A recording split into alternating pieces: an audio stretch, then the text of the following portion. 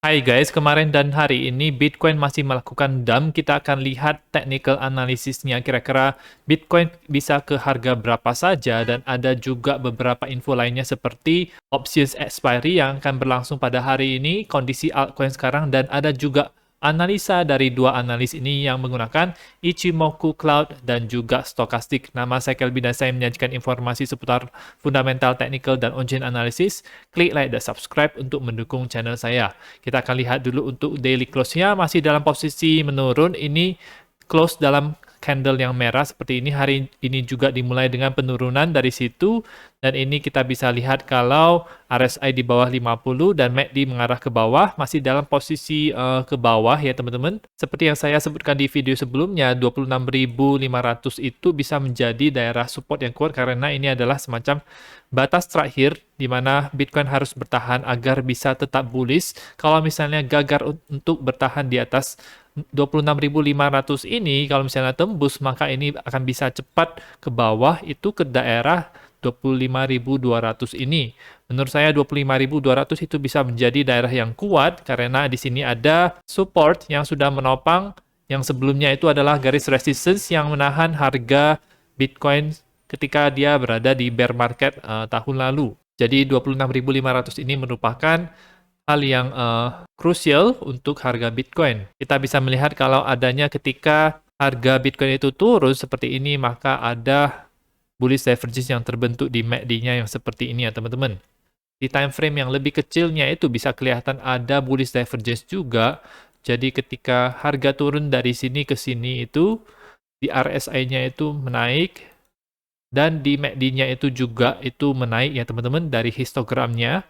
Dan ada potensi mungkin bisa crossover ke atas juga. Tetapi tentu saja apakah dump itu akan terus berlanjut, itu nanti whale yang menentukan apakah mau dibawa dibanting ke bawah lagi untuk melikuidasi orang-orang yang ngelong, atau kira-kira bisa bounce dari 26.500 ini. Kita harus melihat bounce yang terjadi ini, apakah dia itu mulai ada yang namanya 5 wave yang terbentuk, karena 5 wave yang terbentuk ini biasanya merupakan wave yang impulse dan merupakan tanda bahwa ke atas itu impulse, berarti tren bisa berganti dari situ. Kalau misalnya dia hanya 1, 2, 3 seperti ini saja, maka itu akan bisa ke bawah lagi dari situ. Di hari Jumat ini ada options expiry, di mana bear sekarang sedang berada di atas angin dan mereka berada dalam posisi yang profit, dan ada level-level penting yang harus mereka jaga agar mereka tetap profitable, yaitu di harga 27.000. Ada sebanyak 900 juta dolar untuk expiry options tersebut. Sebelumnya, Bulls itu merasa sangat optimistik sekali. Kemarin sempat mau ke 30.000 lagi, 29.000, tapi gagal. Habis itu dihadang oleh resistance dan turun sampai ke 26.700 untuk harga sekarang. Bear dalam posisi profit 230 juta kalau misalnya bisa close seperti ini. Harus dijaga agar tidak melewati 27.000 agar profit mereka itu tidak berkurang. Untuk kondisi altcoin sekarang di top 100-nya itu, PP mengalami penurunan yang paling besar untuk 24 jam terakhirnya, balik lagi ke harga 125. Kemudian ada juga Lido DAO, Injective Optimism, Frax Share, dan lain-lain. Yang naik itu hanya sedikit dan tidak terlalu signifikan juga ya teman-teman.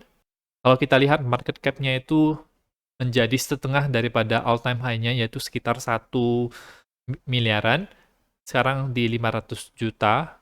Volume trading itu masih besar, tetapi dia sayangnya berada di dalam posisi downtrend seperti ini. Sempat ke 431, sekarang berada di 125, atau penurunan sebesar 70% dalam 7 hari.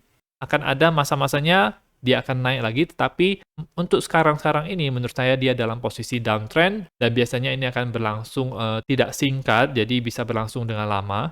Kalau misalnya mau beli-beli, lebih baik menunggu nanti kalau misalnya teman-teman yakin kalau koin PP ini akan naik lagi ya. Dan listing di Binance itu juga bisa mengindikasikan kalau suatu pump itu kemungkinan akan berakhir dari situ ya. Sejak listing di Binance itu, di koin PP sendiri adanya hanya downtrend dari situ. Dan sekarang kita akan melihat analisa daripada dua analis ini. Yang pertama adalah dari Bitcoin Monger. Dia menggunakan Ichimoku Cloud. Menurut dia, super trend mengatakan buy. Ichimoku akan melakukan bullish cross, dia mengatakan buy. Fraktal mengatakan buy. Kita akan lihat apa analisanya. Jadi ini adalah Ichimoku cloud-nya tersebut. Kemudian ada dua garis yang cukup penting, yaitu garis tebal warna biru dan garis tebal warna merah ini.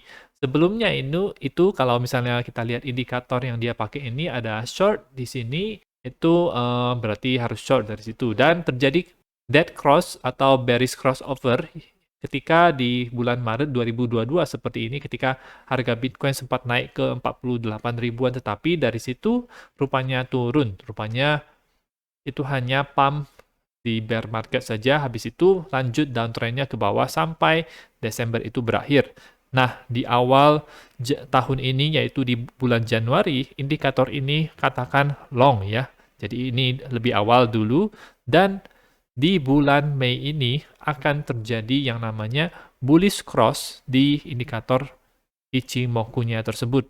Dari analisa fraktal juga, yang saya pernah lakukan di video-video sebelumnya itu juga biasanya memang ada dump seperti ini di bulan Mei, itu akan berakhir mungkin paling cepat hari ini, dan mungkin bisa sampai minggu depan juga paling lambatnya. Kita tidak tahu kapan persisnya akan selesai untuk dump-nya, tetapi ya di saat-saat seperti ini menurut saya adalah waktunya kita untuk mencari long atau kita mulai membeli ya. Untuk Bitcoin dan altcoin-altcoin yang fundamentalnya itu bagus. Dan sekarang kita akan melihat apa yang menjadi analisa oleh JT.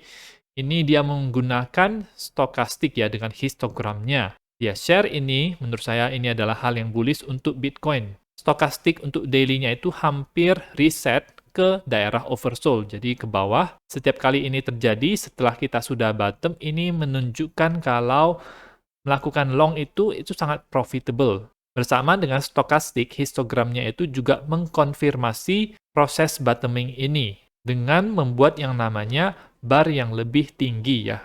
Jadi akan saya tunjukkan kepada teman-teman.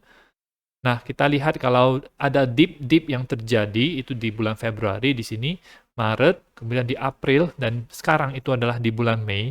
Nah, setiap kali dip tersebut itu terjadi, di full stokastik yang ada di sini ya teman-teman, itu setelah downtrend, kemudian dia melakukan cross. Nah, cross tersebut itu menunjukkan kalau kemungkinan besar tren akan berbalik arah ke atas rupanya. Dan benar, berbalik arah di sini. Di sini juga terjadi pembalikan arah ketika cross ke atas terjadi. Di bulan April juga terjadi, dan sebentar lagi akan terjadi cross tersebut. Sebelumnya itu di histogram daripada MACD ini ya teman-teman, kalau kita lihat di DAM yang Februari dan Maret itu dia berhubungan, di mana yang Maret itu lebih dalam tetapi histogramnya itu lebih tinggi dibandingkan dengan yang di bulan Februari, jadi membuat yang namanya bullish divergence, dan terbentuk lagi di bulan April dan Mei ini.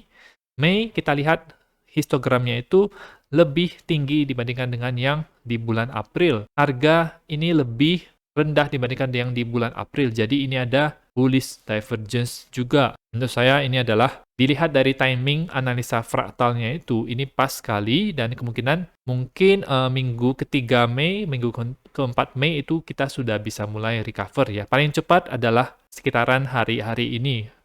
Nah, jadi itu adalah analisa dari mereka. Bagaimana menurut pendapat teman-teman mengenai prediksi harga Bitcoin selanjutnya? Apakah dump ini akan segera berakhir atau kita malah bisa dump sampai ke belasan ribu, atau ini merupakan waktu yang tepat untuk kita bisa beli Bitcoin dan altcoin? Teman-teman bisa komentar di kolom komentar, dan itu saja untuk informasi pada video kali ini. Semoga bermanfaat. Teman-teman bisa dukung channel saya dengan mengklik like dan subscribe, dan nantikan video saya selanjutnya.